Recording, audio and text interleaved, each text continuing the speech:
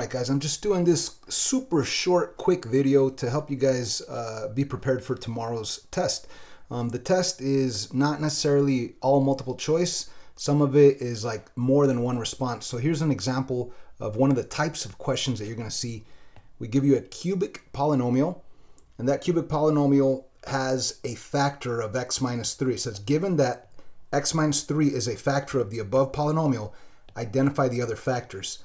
So we know that if this is a factor of this, then the remainder theorem says if we do take this and divide it by this, the remainder should be 0.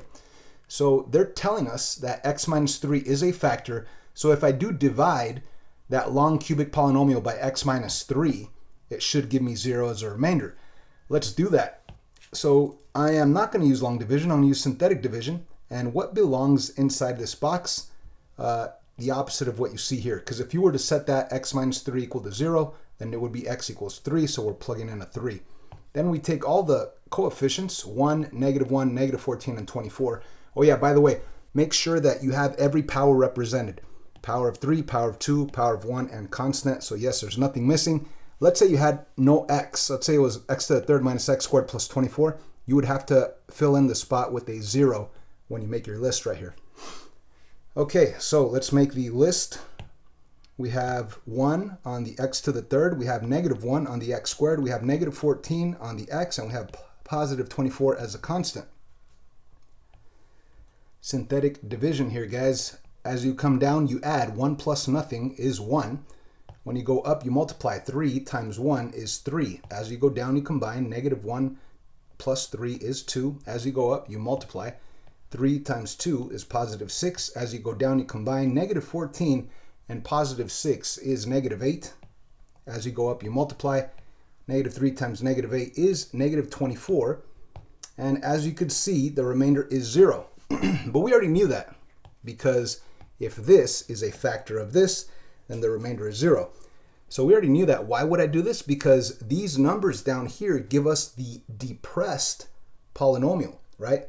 Now, what do I mean by depressed? Well, this used to be a power of 3. That's pretty powerful. But power of 3, the degree 3 divided by an x, that'll drop it to the power of 2. Okay, so it's depressed. So we're going to take this 1, put the x squared on there, right? So 1x squared, I'm not even going to put a 1 in front of it, plus 2x, and then the constant 8. So what do we know so far? We know that this is a factor, and we proved that by showing that the remainder is 0. And now we have this quadratic trinomial.